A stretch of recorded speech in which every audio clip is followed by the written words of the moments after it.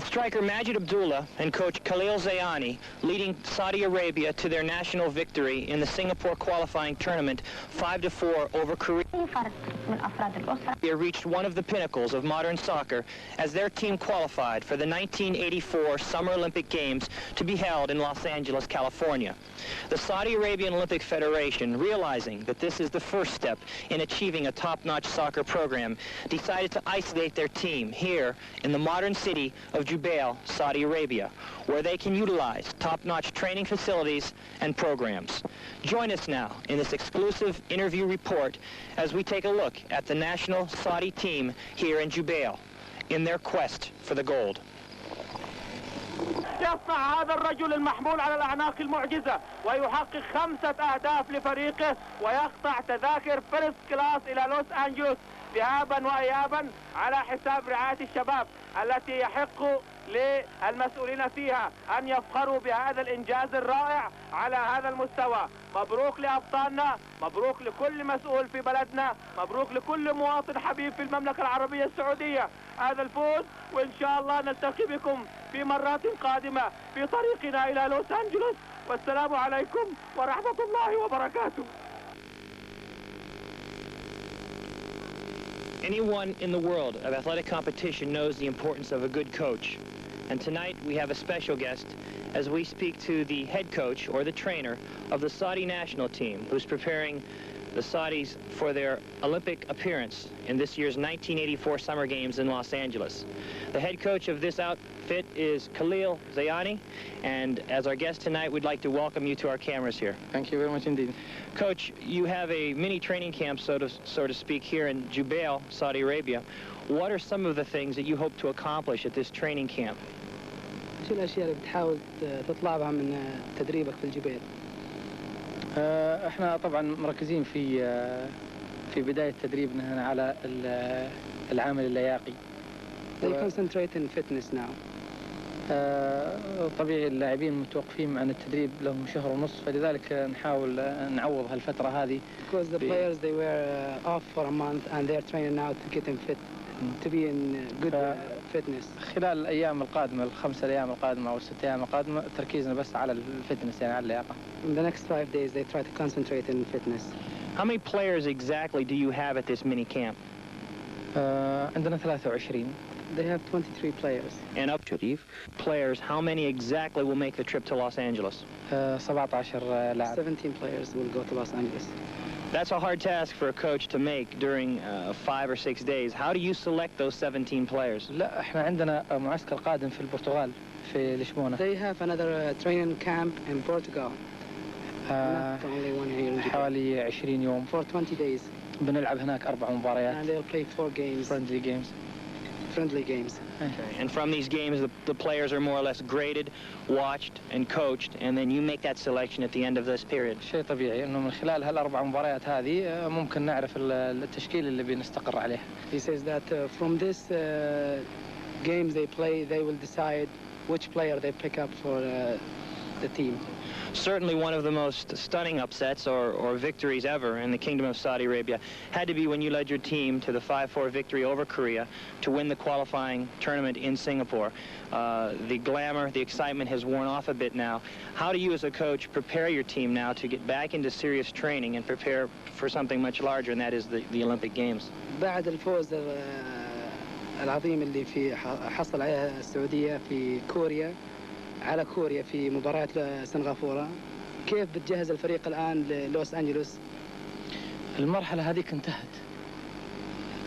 That period is finished with the Singapore matches. الحين احنا نحضر للمرحلة القادمة. They're preparing for the next tournament.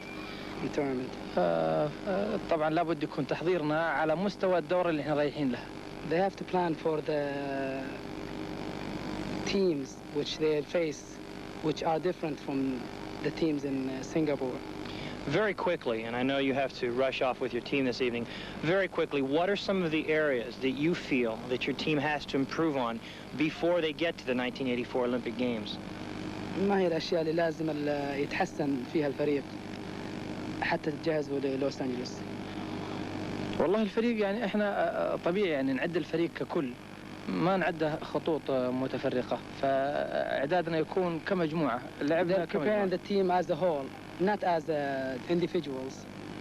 فلذلك يعني استعدادنا بيكون كمجموعة واحدة، وعادة احنا لعبنا وطريقتنا تعتمد على المجموعة واللعب الشامل. And they play as a group, not as individuals, and they are planning for that. Okay. As far as the competition that you're going to face in Los Angeles, who do you think are some of the teams that you're going to have to compete with right off the bat or at the beginning of the tournament that you feel are strong teams? ما فيه طبيعي، كل فريق رايح هناك لابد يكون مستعد، ولابد انه معسكر ولاعب مباريات ووضع جميع امكانياته للحصول على مركز متقدم. فمن الصعب التكهن من الآن بمن هو الفريق القوي القادم. Each team is prepared already. Each of those teams which are going to Los Angeles, and they don't know, they cannot predict which team is going to win, but every team have the preparation to win this tournament. And the talent. So we are doing the same here, trying to win it. Coach Zayani, we know you have to take off and do some things this evening with your team. We want to thank you for appearing on our All Sports cameras, and we also hope to talk to you in the future. But again, our best wishes, congratulations so far, and we hope that everything continues on its way to a good and illustrious performance in Los Angeles. I hope we'll do our best, inshallah. Thank you very much.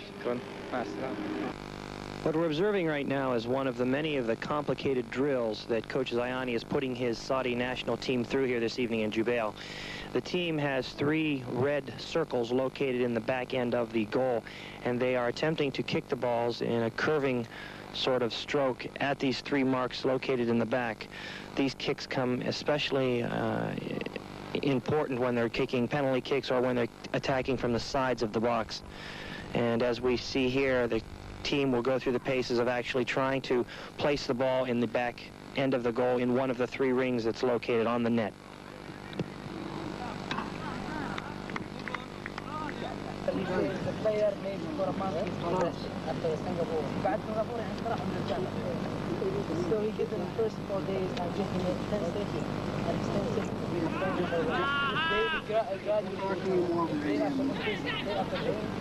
وبالجول شايع النفيسة، شايع النفيسة يضيف هدف النفيسة في وقت محرج جدا بالنسبة للكوريين. الدقيقة 42 وشايع النفيسة بالقدم اليسرى في الزاوية اليسرى. Many of the arrangements and the fine accommodations that the members of the Saudi Arabian national football team have enjoyed here in Jubail have been directly responsible by the Commission of Jubail and Yanbu. We have as our special guest here this evening Mr. Ahmed Mubarak, who is the Director General of the Royal Commission for Jubail and Yanbu. First of all, welcome to our cameras here this evening. Thank you. I guess our first question should be, what exactly is the Royal Commission and what is their work and what does it involve here? The Royal Commission, which was established in 1977, was given the duties and responsibilities to do all the planning for all the primary industries, the secondary industries, and the support industries, which are going to be built or under construction now in Jubail and Yanbu. Our main role is to provide all the requirements and needs of the industries for all their needs in power and telecommunication, roads, and the other facilities. On my morning jog this morning around the Jubail area, it's just been a beautiful area, and all the development has just been one of the most fantastic things I've ever seen. How do these duties directly tie in with the national team and also the member of the coaching staff here? I want to tell you that we are pleased and honored to be chosen to accommodate the Saudi national team, and we're thrilled when we were told at the beginning that they have chosen Jubail to come and do their practices. All the members of the Royal Commission who are working here, plus all the other expatriates, were very pleased to know that the national team is coming to Jubail. I think it is good for us. More people are becoming to know Jubail, and more people are in fact showing interest to come and visit with us. لاعبنا السعودي محسن الجمعان لقب أحسن لاعب في الدورة. هدف هدف حلو جميل، تصليحة حلوة من صالح خليفة. ادي صالح اهو، ادي صالح لعبها، ومحسن الجمعان محسن بيسجل الهدف الأول لمنتخبنا الوطني في الدقيقة 35. برافو محسن الآن من هدافين الدورة. One of the stars that we'd like to interview for our cameras this evening is a Mr. Mohammed Abdul Jawad, who is a defensive player for the Saudi national team preparing for the 1984 Summer Olympics in Los Angeles, California. First of all, Mr. Jawad, welcome to our cameras this evening. Thank you very much. The first question we'd like to ask you is that are you excited and are you happy about traveling to Los Angeles for the 1984 Summer Olympic Games? Yes, I'm very excited, and I'm very happy to go there in Los Angeles. Okay. The next question I think we should maybe touch upon is exactly how did you feel, or were you happy and very excited when you defeated Korea 5-4 in Singapore, earning a berth to go to California? Sure, we are very happy and very excited to win in Singapore and to go to Los Angeles. Defensive players play a very important part in soccer, and I guess for our viewers we should discuss, first of all, what are the responsibilities of a left back or a defensive player such as yourself during a match? My responsibility in the team, defend my goal first, and I must be higher physical and support the attack in the final. Going long periods of times, most of the time. Yeah. Last question this evening, very quickly. How do you feel about going to Los Angeles and facing some international stars, such as some of the players from Brazil?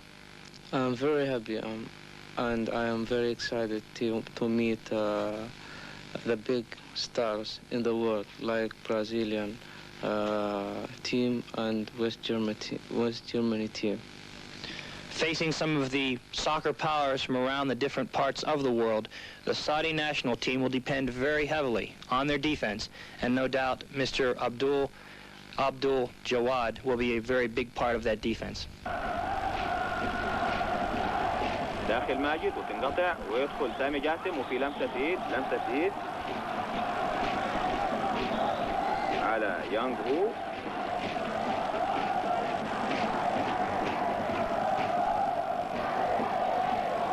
بتلعب وبالضربة وجول جول محسن الجمعان بيسجل الهدف. انت يا حبيبي يا محسن بيسجل هدف جميل. محسن اهي كرة لعبت الخطأ وساقطة وعلى صدره وبيجري عليه هيمسكوا كلهم ويحطها في الزاوية البعيدة ويمطع فيها الحارس ويجيب التعادل. هذا جمهورنا.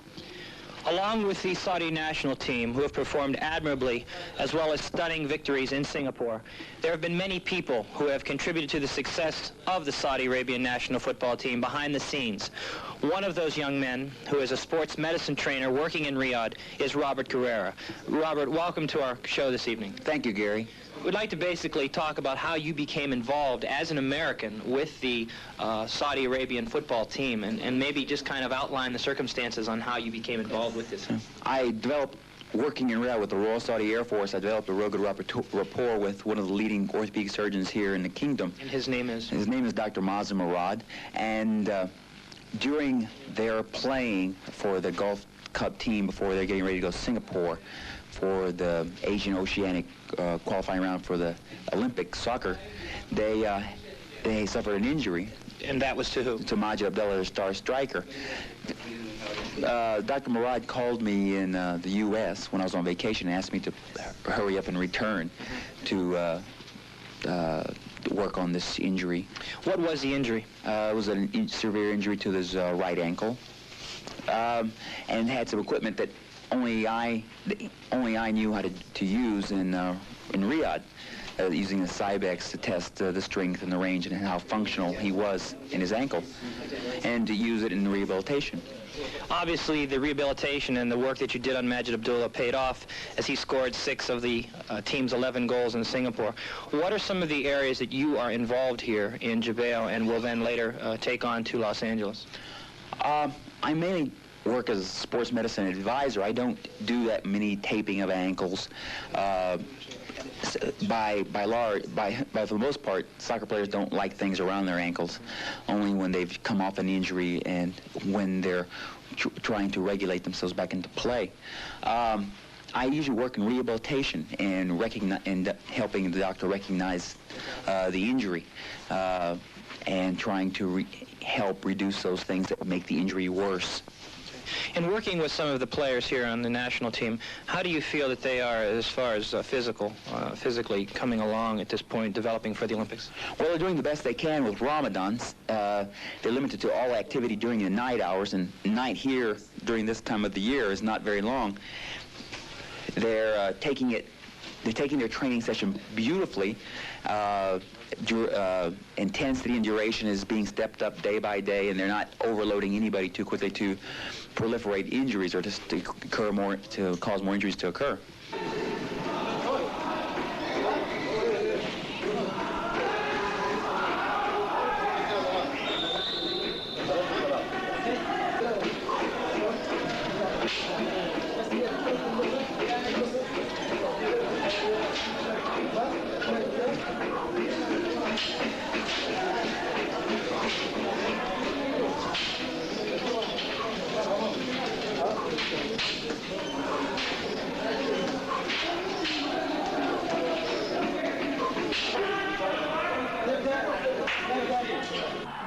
عند سمير بتترفع عند راس ماجد سجل الهدف الأول. بتروح لنمرة 7 ماشي وفي خطأ.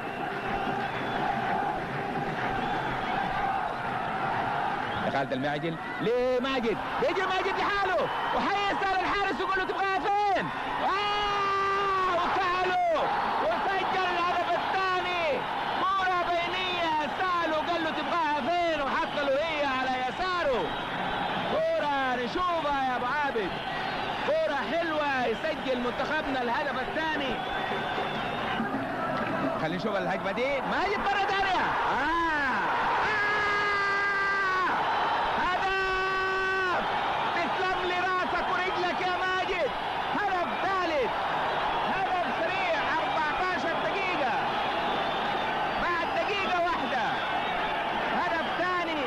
سامي بيرفع رفعة حلوة. راسك يا جميل، راسك يا جميل.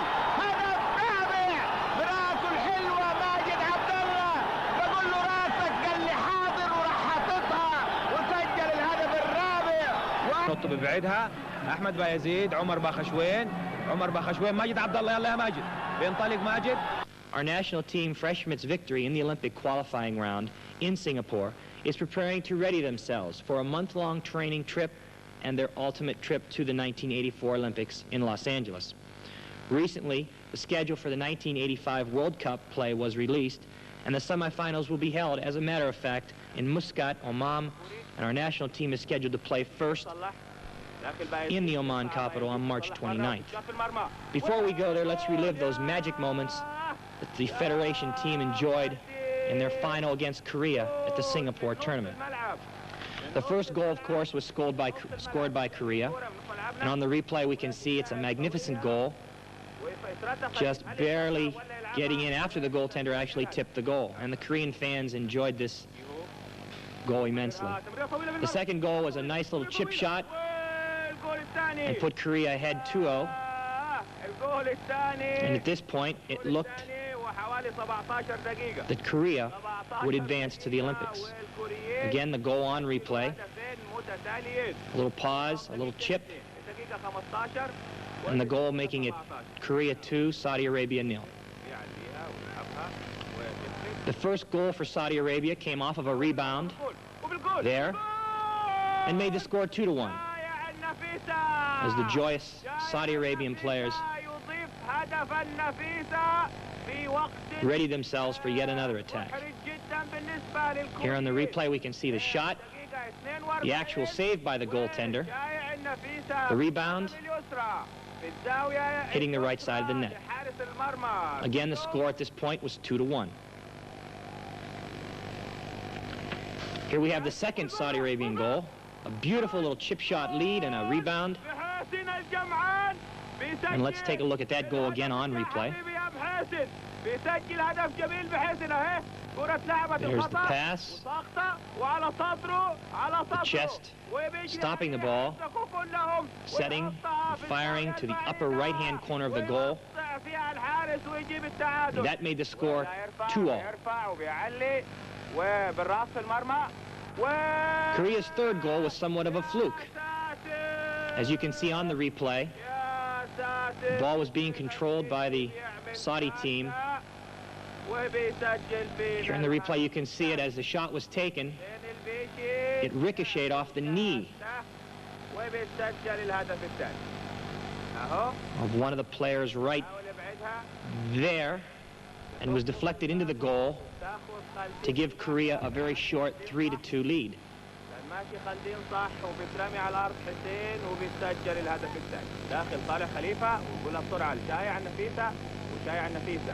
Here we see an absolute magnificent goal by Majid Abdullah as he first is tripped and prepares himself for a penalty kick, as the official indicates.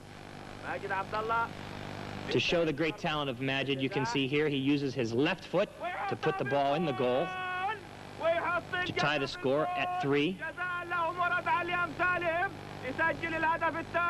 Again, we'll see the penalty kick on replay. Coming up to the ball. The goalie is ready. The kick just getting by his outstretched hands. Again with the left foot. Here we see another goal by Majid, and this time he uses his right foot. Beautiful goal. Again, giving Saudi Arabia here a 4-3 lead over Korea late in the contest. The replay.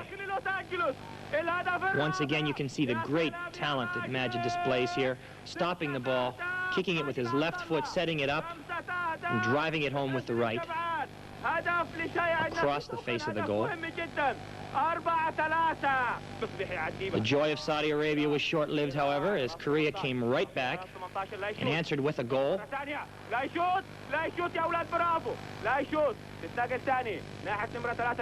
Here they're setting it up. Beautiful header to the center and in the goal to tie the score once again at 4-4. Just when it seemed that the match could end in a possible tie after we see the replay here.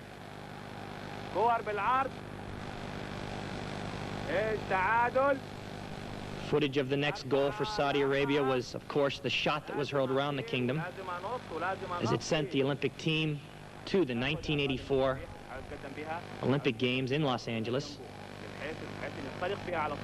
It was a magnificent display of teamwork, coordination, and skill as Saudi Arabia scores and begin their long trek to the 1984 Olympic Games. 5 أهداف لأبطالنا، 5 أهداف تكتيك ولعب وفن ورسم وهدف. 5-4 صالح منتخبنا الحبيب. يا سلام. Saudi Arabia has long been known for two things, oil and sand. But with their stunning 5-4 victory over Korea at the qualifying tournament this year in Singapore, the Saudi Arabian national team was thrust into the limelight in one of the major upsets in the international world of soccer. One of the young men who was very instrumental, scoring 6 of his team's 11th goals in Singapore, was a young man by the name of Majid Abdullah. And we are very happy this evening to have Majid on our cameras here tonight. Majid, first of all, welcome here with us this evening. You're welcome. I guess the first question we'd like to ask Majid is that with all the notoriety that he's getting and with all the press and the raves and reviews that the national team is receiving in the media these days, how does this affect his life? أول سؤال تقريبا اللي حيقدر يسألك عليه اليوم اللي هو الهالة الإعلامية اللي جات على ماجد عبد الله من بعد تصفيات سنغافورة. إيش تقبل ماجد عبد الله لها؟ والله طبعا الهالة اللي جتنا في سنغافورة أول حاجة أو أقول يعني الفريق ككل إنه جتها هالة، لأنه الناس هناك يمكن عندها فكرة بسيطة عن الكرة في السعودية. واستطعنا الحمد لله أن قدرنا أن جذبنا جميع العالم هناك، حتى الصحف بدأت تكتب عنا كلاعبين كمنتخب، حتى الجمهور يمكن يمكن في عدد بسيط مثلا يعرفوا عن الكرة السعودية. الآن بعد تصفيات سنغافورة أعتقد أنه جميع الجماهير هناك بتتحدث عن المنتخب السعودي. He said about he will talk about the general team, the whole team together, that nobody in Singapore was knowing Saudi Arabia in football, but after the good matches they played in, all the newspapers and all the people was trying to catch all the news about Saudi Arabia teams, and this has made them very proud indeed, and this is maybe the first step to Saudi Arabia in football around the world. Majid, the next question we'd like to ask you is that during a developmental camp or a pre-Olympic camp such as the one we're witnessing this week, what are some of the things that you practice in this camp, and what are some of the strategies or some of the ways that you get yourself in shape for such an event as the 1984 Olympics? السؤال الثاني تقريبا بالنسبة ما هو تقريبا المعسكر اللي نحن فيه في مدينة الجبيل الصناعية الآن، ما هو انطباعاتك حول المعسكر، الاستفادة اللي إن شاء الله حصلت عليها هنا؟ والله الحمد لله معسكرنا الآن من جميع الجهات جيد جدا، لا من حيث السكن ولا من حيث الأكل، لكن إن شاء الله إحنا الآن أكثر حاجة نبغى نعملها هنا نكون في قمة اللياقة، لأنه الآن بنعمل زي ما تقول نضاعف الجهد. بعد كذا نشوف الأشياء التكتيكية الفريق اللي بيلعب فيها في لوس أنجلوس، وهذه هي أهم حاجة في المعسكر هذا. The major first thing is about he's very glad, or most of the team are very glad about the accommodation and about the food here in Royal Commission facilities here, and the major thing they are preparing now is the physical training, all the team together, and he will hope that he will be in a better shape in the next few weeks. So many of the international matches that we've witnessed on TV here in Saudi Arabia and all over the world have come to a situation where after regulation time the score has been tied. That brings into play a very important part of soccer, and that is the penalty kick. How does Majid Abdullah and the rest of the Saudi national team prepare this part of their game known as the penalty kick? السؤال الثالث حنتطرق لمسألة البلنتيات. طبعا كثير من الفرق النتائج حقتها تحدد بالبلنتيات.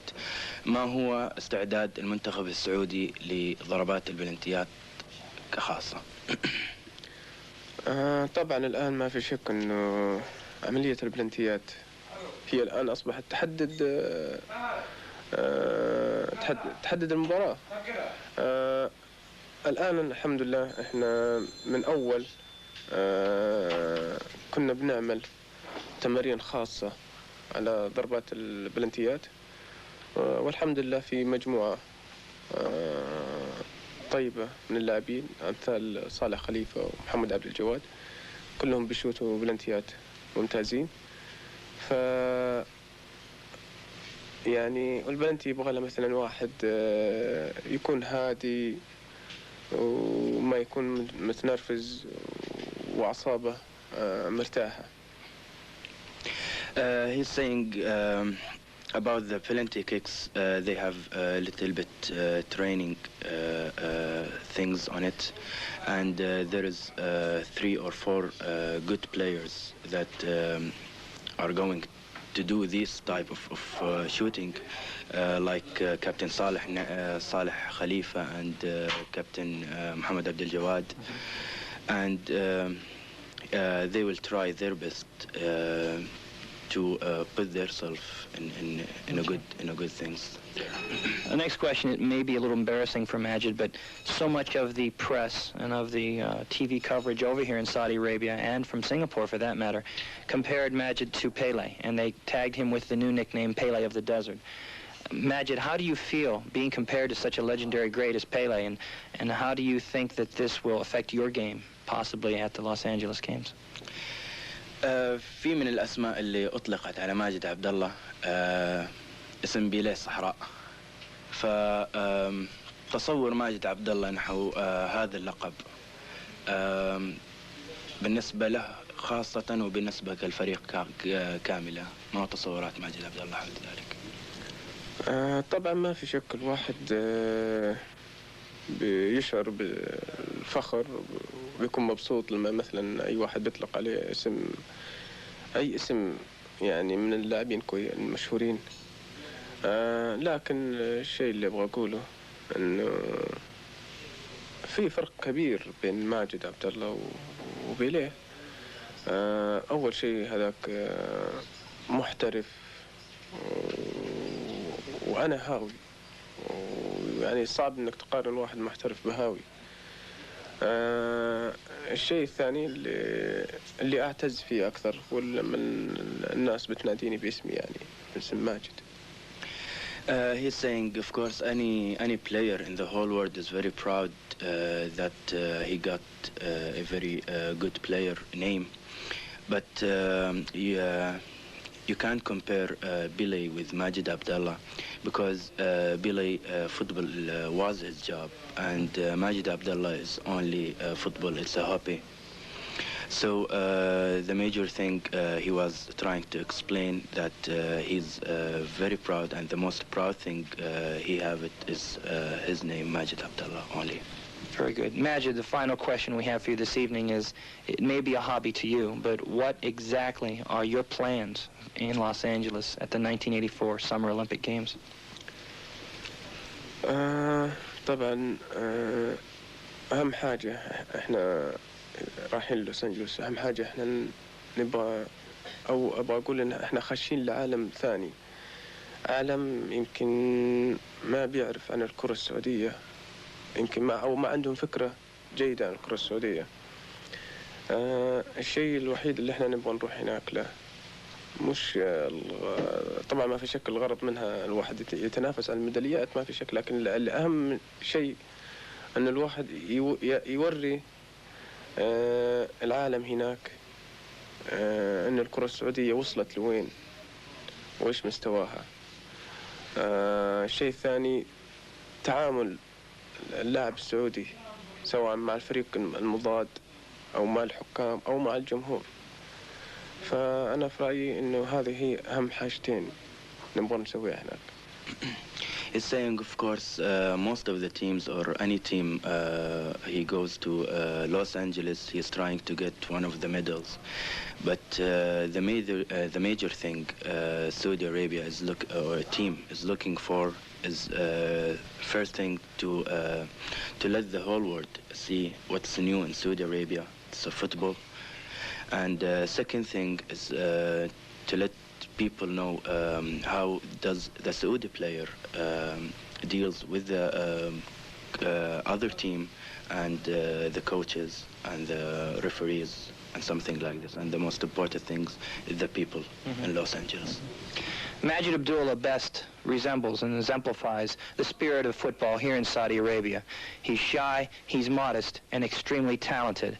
And when the Saudi national team ends their quest for one of the medals at Los Angeles, it's up to the rest of the world to know and recognize just how talented these group of young men really are.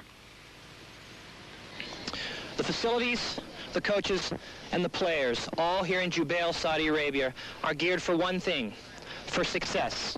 At the 1984 Summer Olympic Games in Los Angeles, California, some 11,000 miles away. We hope that you've enjoyed this in-depth look at the people, the culture, and the national team of Saudi Arabia, and we hope that you've learned something about what we have here in our soccer program. From Jubail, Saudi Arabia, I'm Gary Brackle. Good night.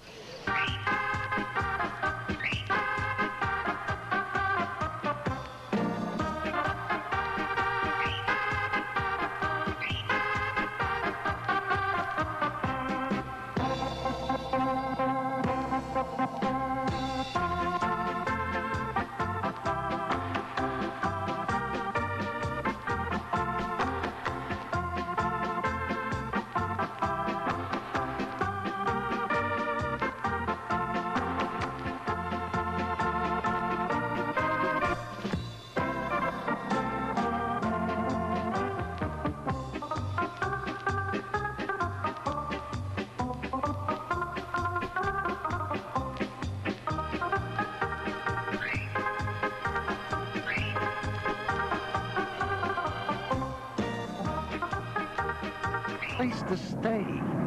Does the city have much of a culture alive? What about the smog? Will you have to pay exorbitant prices? Won't it be terribly crowded? What about security? How safe is Los Angeles?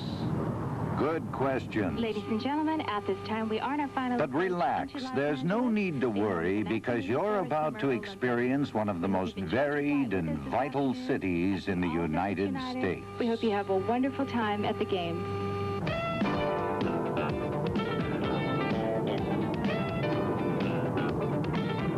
He is also a pioneer in high technology, aerospace, and medical research. Its 12 million energetic citizens have created a $150 billion economy. It is a city of fine homes, large universities, palm trees, beautiful beaches, and it's home to practically every ethnic and cultural group known to man. Warm California sunshine. If it's a new dance, a new sport, or a combination of the two, but they're all Angelinos now.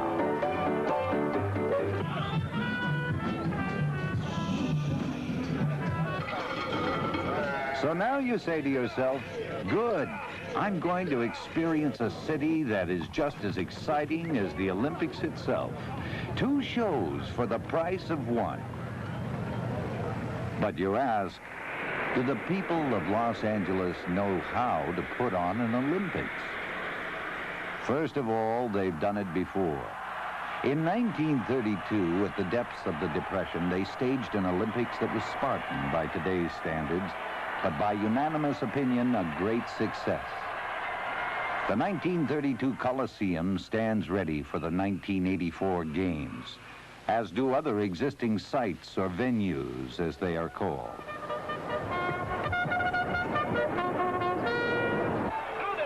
Los Angeles is a mecca for sportsmen.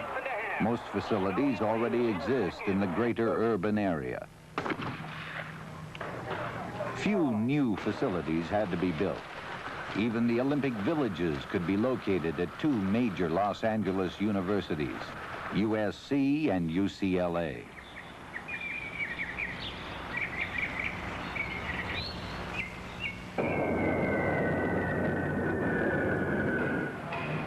Thousands of people are working feverishly preparing for your arrival.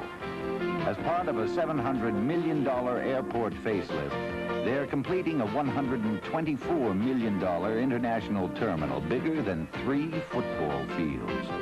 7 million passengers a year will pass through here. And when it's your turn to go through customs, you will have a choice of 72 counters capable of processing over 2,250 passengers an hour. Los Angeles has a good number of first-class luxury hotels and many more modest ones. In total, there are 85,000 hotel rooms in the city, and thousands are still available for the games. Many hotels have signed an Olympic pledge to voluntarily keep their prices at January 1, 1984 levels. Hello. Hello, can I help you? I like to go track and field competition. To help you find your way to all the sports and cultural events, many of the hotels are setting up Olympic hospitality desks. Thank you very much. Okay, sir. Hi, can I help you? Can you tell me how to get to the Japanese Cultural Center? Since the 21 sports will be played at locations spread throughout the greater Los Angeles area, the Los Angeles Visitors Bureau will operate 7 days a week at 3 strategically located centers where information on the venues and the city will be dispensed by a knowledgeable staff. Now, from where we are here, okay? Yes? You can pick up bus 456 right here. Oh, that's good. And we'll go eastbound here. How long does it take? About an hour. Okay. Thank you. Los Angeles. The athletes and their coaches will be housed in Olympic villages. But if you were a fan and don't yet have a room reserved, the Los Angeles Visitors and Convention Bureau has lists of private organizations and individuals that can help you locate comfortable sleeping quarters. Daily, hundreds of packets of housing information go into the mail, and telephone inquiries are answered constantly. Papper som står till Los Angeles 71608, då ska vi skicka dig en list som brokers och rental agencies som gör det. The Beverly Hills Board of Realtors is one of 40 such firms that are compiling the addresses of private homes that will be available during the Olympic period. These lists are filed and recorded in computers for your choice. Brokers that we believe are ethical and will do an excellent job for you. If you're coming with your family and wish to stay in a house, hundreds will be available. Some are modestly priced, others are quite elegant. If you want to live like a tycoon for a few weeks, you can even rent a luxurious yacht. Quick, safe transportation will be essential. The city's traffic engineers have an Olympic task force planning for the games. They're constantly studying alternatives, past histories of traffic patterns at sporting and cultural events, even staging rehearsals for getting to venues and minimizing congestion. So that they're going to go this way. Oh, I thought the Olympics, the traffic was going to come off over here. They are. Yeah, both. There are 2 of them. They're going to try and get them off. Fortunately, Los Angeles has a great deal of experience in moving large numbers of people. It is visited annually by over 32 million tourists and is host to major sporting and cultural events year-round. The anticipated 400 to 600,000 Olympic visitors should add only a slight 10% burden to its transportation system. Okay. The experts recommend that you use the city's bus system. 550 more buses are being added to an existing fleet of 3,000 buses, all controlled from a computerized nerve center. Special lanes and restricted freeway on and off ramps will enable these air-conditioned vehicles to speed you to your favorite sport or cultural event with minimum delay. Because 3 major stadiums are downtown and will have the greatest traffic flow, shuttle buses will run at short intervals in that area. Express non-stop service will run from downtown LA to the 7 major venues. Park and ride lots in outlying areas will also have shuttle buses carrying spectators to the venues. The Rapid Transit District has an information center downtown. Here, one can obtain comprehensive bus schedule data as well as individual attention in several languages. To further reduce traffic volume, 6 of the games have been scheduled on weekends. There are 7.5 million licensed drivers in LA. 96% of the trips here are taken by private auto. And that is why this city has a state-of-the-art traffic operations center. Here, traffic experts can monitor the flow of traffic over LA's extensive freeway system 24 hours a day. Magnetic loops embedded in the concrete every half-mile record the number and speed of cars passing over them.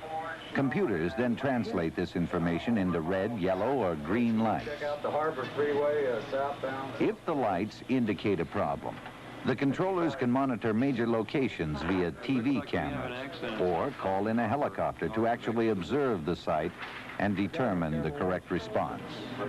Looking at the northbound direction, there's no congestion. To help everyone find their way, particularly non-English speaking guests, graphic artists are creating a series of visually explicit instructions and signs. A mobile van will also be sent to various locations to dispense maps and transportation information. Appropriate freeway exits will have these displays prominently mounted.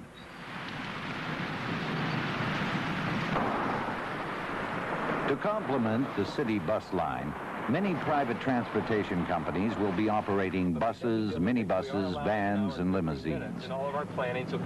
These small private lines will be used mainly by private groups and Olympic participants. Going just about right.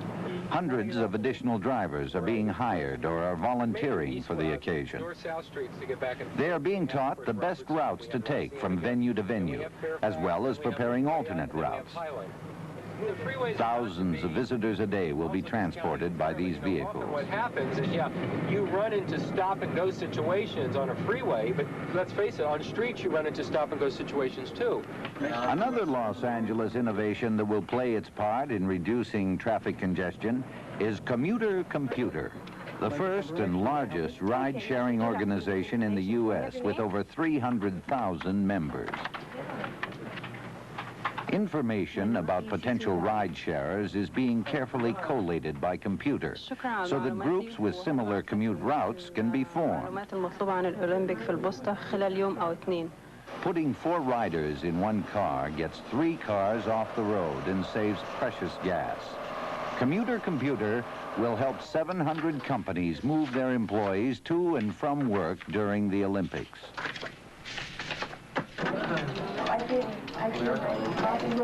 General Telephone, another sponsor of the Olympics, is typical of hundreds of private companies in Los Angeles, which will voluntarily help reduce traffic congestion by introducing flexible working hours, a 4-day week, special vacations, and off-peak hour deliveries and trash collection.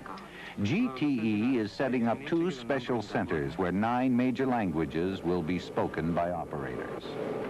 A team of 450 technicians will operate 5 trailers at the venues equipped with the latest fiber optics to help broadcast 1,600 hours of programming to 2.5 billion people around the globe. Los Angeles smog is as famous as its movie stars. How much, in fact, will the smog affect athletic performance? The effects of air pollution on people has been studied at the Rancho Los Amigos Hospital for the past 10 years. Volunteers in special air chambers that can simulate smog are subjected to different degrees of physical stress. Vital signs are carefully monitored and the results fed into a computer. Dr. Jack Hackney is in charge of the project. Ozone is the only summertime air pollutant in Los Angeles likely to affect the Olympic athletes. We find that at high levels of ozone affects respiratory tract irritation and possible effects on performance can occur. At lower levels, those that are more likely to be present during the Olympic events, it's much less likely that there will be effects on the athletes, such as respiratory tract irritation or effects on the performance. Since 1952, Los Angeles has had in place a very sophisticated and aggressive anti-pollution program.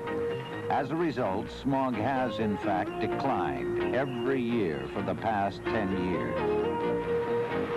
Decades of study at the South Coast Air Quality Control Administration have given scientists a full understanding of how auto and industrial emissions interact with sunlight and weather to create smog. tremendous knowledge and experience has been made available to the Olympic planners. 9 sports have no smog problems because they take place indoors. 7 sports are scheduled for places that have no history of smog episodes. The 5 remaining sports that will take place at venues where occasional smog episodes have occurred have been carefully scheduled for times of day when smog is minimal. When the daily weather and smog predictions are completed, they will be broadcast to the public as they have been for the past 30 years. As a further precaution, the authorities are asking local power plants to voluntarily switch to natural gas 2 weeks prior to the Olympics, and oil refineries to curtail their production. Throughout the basin for the entire day. What about safety, you wonder? Despite the fact that historically crime goes down during an Olympics, security has been a top priority for the planners of the Olympics. 60 law enforcement agencies are devoting 17,000 personnel and $100 million to the effort. Security officers in Los Angeles are by tradition well-educated, well-paid, highly motivated, and very professional. They are well-equipped and supported by the latest in communication equipment and computer technology. Okay, remember today there is the track and field events. Like the transportation engineers, California Highway Patrol officers are accustomed to dealing with very large crowds at sporting and cultural events. The problems of supervising large Olympic crowds will not be new to them. All security officers have been going through months of special training for the Olympics and are determined to make your stay in Los Angeles a safe and secure one. And King Boulevard. Helicopters are routinely used to assist ground officers in the pursuit and apprehension of lawbreakers. During the Olympics, these helicopters will observe ground movement and warn of possible trouble before it begins. Ready for any possible emergency are the FBI's specially trained 50-member anti-terrorist squad and the world-famous Los Angeles Police Department's SWAT team. In addition to special events, there are numerous outstanding museums, including the Children's Museum, and the latest addition to the city, the Museum of Contemporary Art. Some critics worry that LA is jaded with so many major sports and cultural attractions year-round, that maybe the Olympics won't arouse a spirit of enthusiasm from its citizens.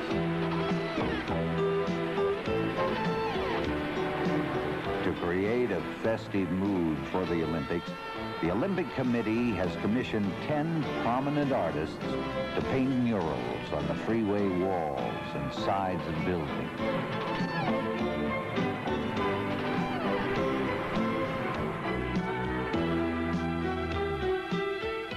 LA has set the pace for restaurant styles.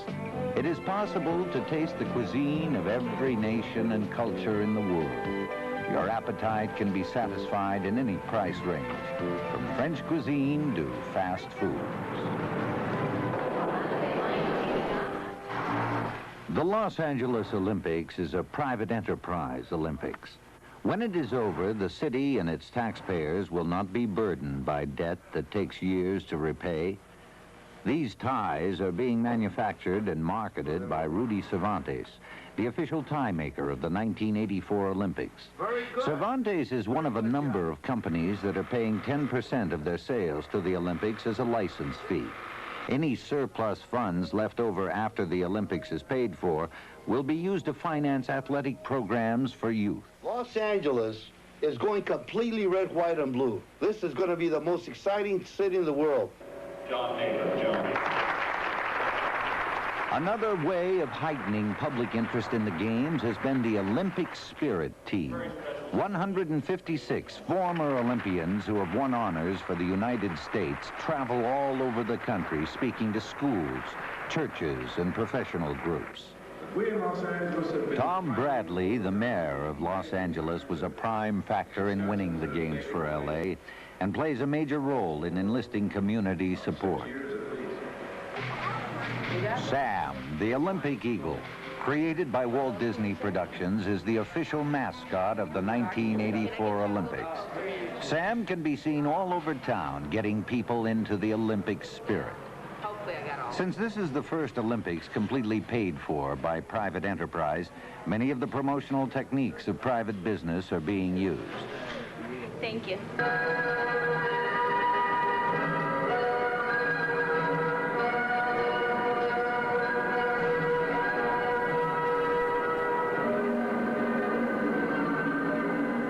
A very effective way of giving Americans a taste of Olympic excitement is to have them participate in the Olympic Youth Program. This program is introducing boys and girls to many Olympic sports.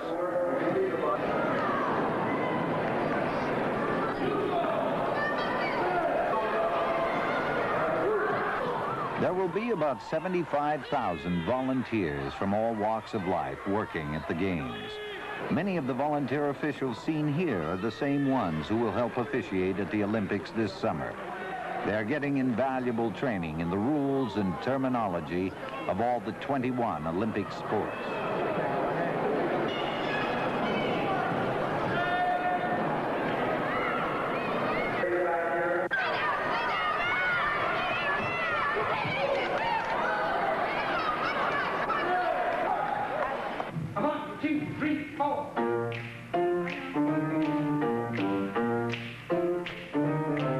One of the major sponsors of the Olympics is the Trans-America Corporation. To encourage Olympic enthusiasm both inside and outside its company, Trans-America hit on the idea of forming an Olympic chorus. Members of the chorus are managers, office clerks, salespeople, computer operators. Welcome to LA. Welcome to LA. Welcome to LA. Welcome to LA. Welcome to Los Angeles. Welcome to Los Angeles. Welcome to LA. Bienvenidos a Los Ángeles. Welcome to LA. Welcome to LA. We hope you'll be here with us to celebrate and enjoy.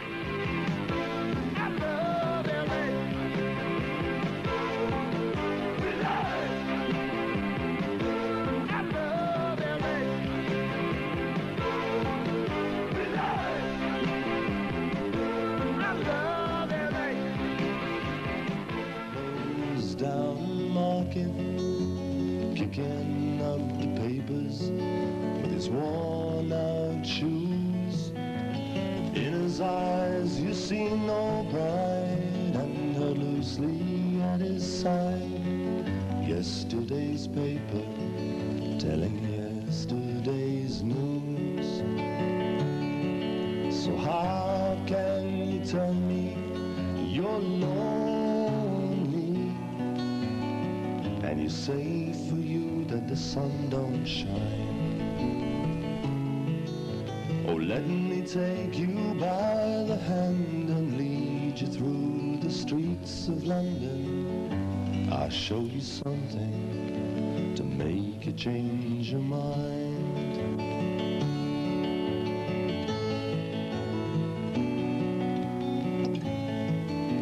And have you seen the old gang who walks the streets of London? Dirt in her hair and her clothes in rags. She's no time for talking, she just keeps right on walking, carrying her home into carrier bags. So how can you tell me you're lonely, and you say for you that the sun don't shine? Oh, let me take you by the hand and lead you through the streets of London. I'll show you something to make you change your mind.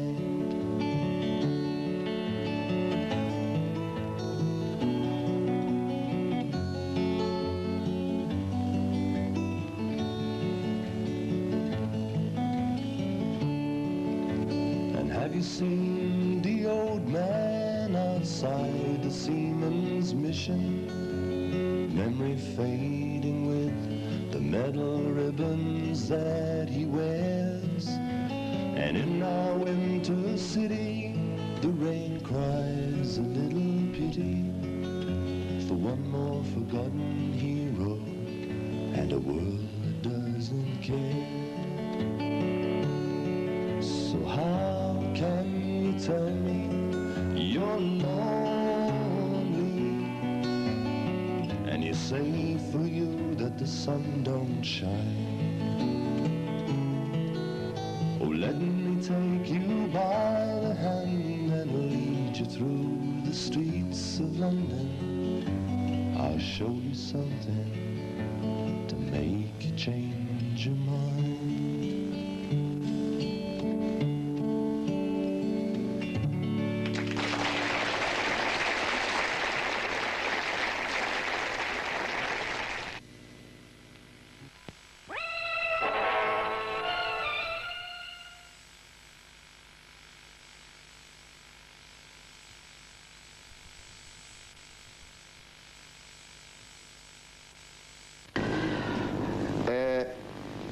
كل اتحاد من هذه الاتحادات كان له برامج استعداد.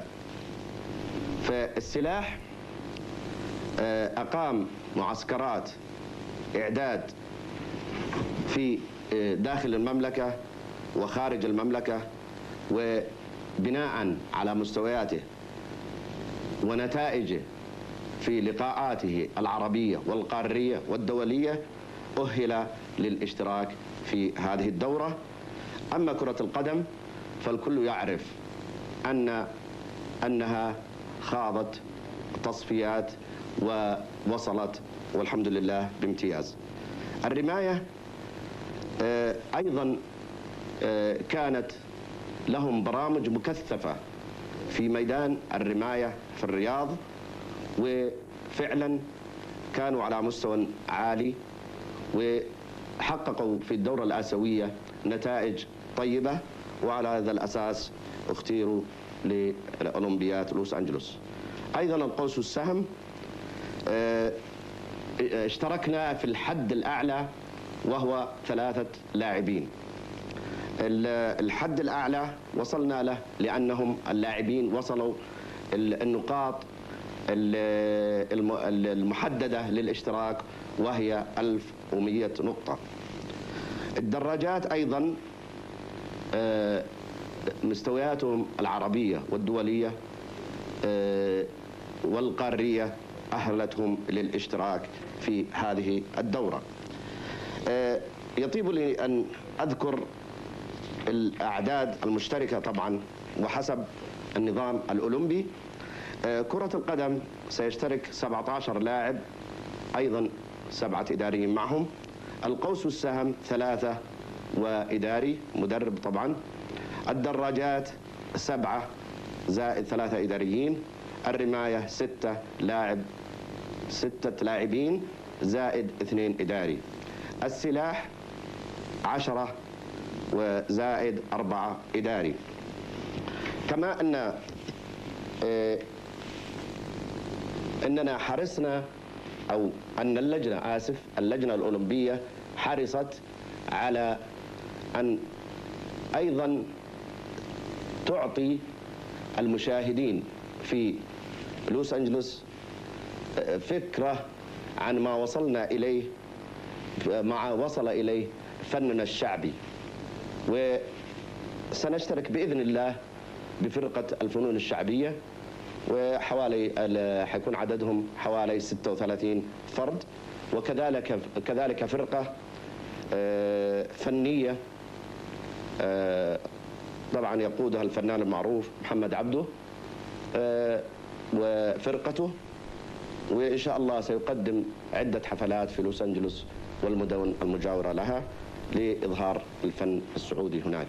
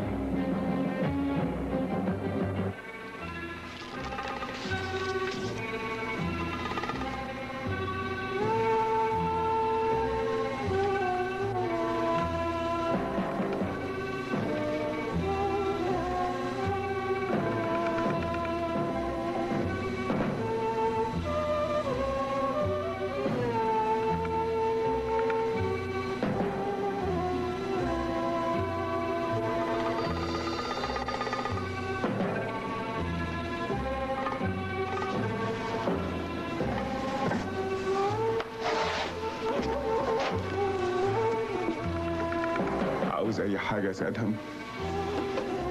عاوز أروح العزبة يا عبد السلام. ليه يا سيد أدهم؟ نقعد يومين 3 هناك. الماضي هحرقه بإيديا علشان البداية تبقى فعلا جديدة. اللي يريحك اعمله، أنا تحت أمرك.